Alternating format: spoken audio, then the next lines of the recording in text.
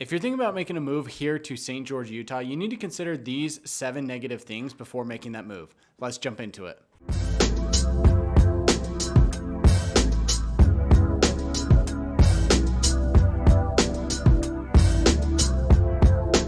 What's up, you guys? I'm Cody Steck, your favorite Utah realtor. In this video, we're talking about 7 negatives you need to know before moving to St. George, Utah. Now, as we jump into this video, this is going to be kind of just based on my own opinion.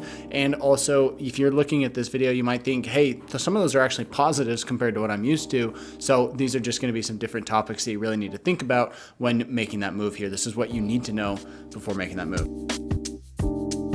Number one, the first thing I want to talk about is going to be the heat and the dryness. If you're moving from an area where the temperature is a little bit more moderate or maybe the humidity is really high, then coming to the heat and the dryness that we have here in St. George can be a big shock to you and your system. This is going to be something that takes some adjusting to get used to. So you want to make sure that you're prepared and understand that, hey, in the summers, it gets really hot. It can easily push 105, 110, sometimes even 112, 113 in the summer. So it gets really hot during the day. And then overnight, it doesn't cool down very much as well. It might be at 80 or 85 degrees overnight, and then it warms up really quickly, even into the early morning. So this is something you have to know about. It's going to be hot, it's going to be dry. Now, again, like I said, if you're thinking about making a move here, maybe you're coming from Florida, you might be thinking, hey, the dry weather is going to be really nice for a change, rather than having 90% humidity. So that's the first thing I want to talk about here on our list. The second thing I want to talk about is going to be the lack of diversity. Now, the best way I can really put this is, as a real estate agent, I have to be a little bit careful about what I talk about, but the lack of diversity here in Utah is something that I get asked about a lot.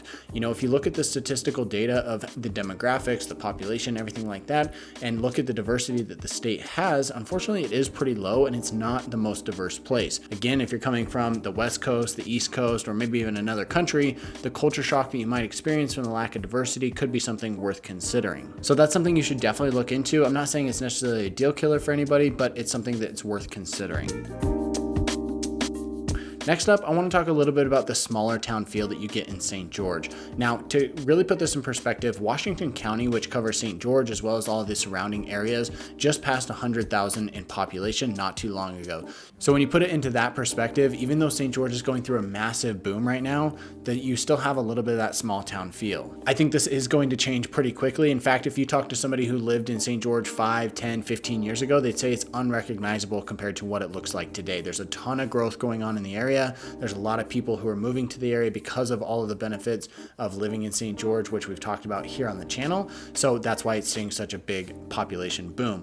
In fact, they're actually expecting it to somewhere between like 2.5 to 3x over the next 30 years. And it's actually slated to be the fastest growing area across the whole state of Utah until 2050.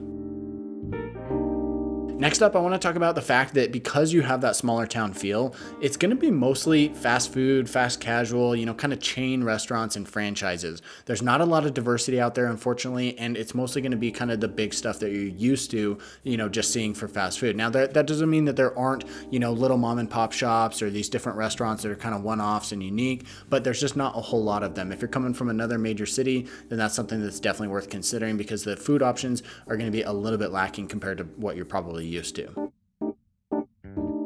And as we continue on that point, I do want to also mention that there's not a major airport in the St. George area. Of course, St. George does have a local and regional airport where you can fly to, a lot of the surrounding Southwest cities, but they don't have a big international airport or even a major airport that could get you, to the East Coast, let's say. So that's something that might take some adjusting to.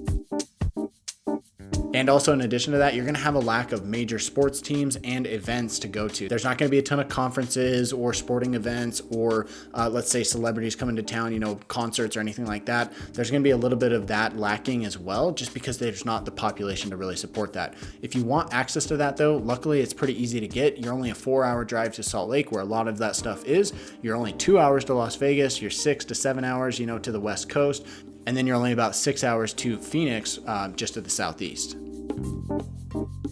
The next thing I want to talk about is the high cost of living that we have here in St. George. I get a lot of people who reach out to me thinking about making a move here, and then they look at house prices and they say, whoa, this is actually a little bit more expensive than I was thinking. If you're looking at like condos or townhomes, those are all going to be, probably like $350 to $500 for something decent in a good area. And if you're looking for single family, a lot of those single family homes are going to be $500, $600, 7 or 800,000, or they could even be $1 million plus, of course. But a lot of the single family, the median prices for good home, good neighborhood, good schools, all of that is going to be, probably like 600,000 or 700,000, which can be a lot when you're, if you're moving from another area that's significantly cheaper. A lot of people are a little bit confused about the high cost of living when it comes to housing because there's not like one major industry. Of course, there's a lot of recreation and stuff in St. George, but it's still a relatively small town. The two main reasons why housing has gotten so expensive is because there's a lot of people coming in, and second, there's not a lot of houses to fill those needs. There's a lot of people who want to live here, and there's also a lot of people who want to vacation there,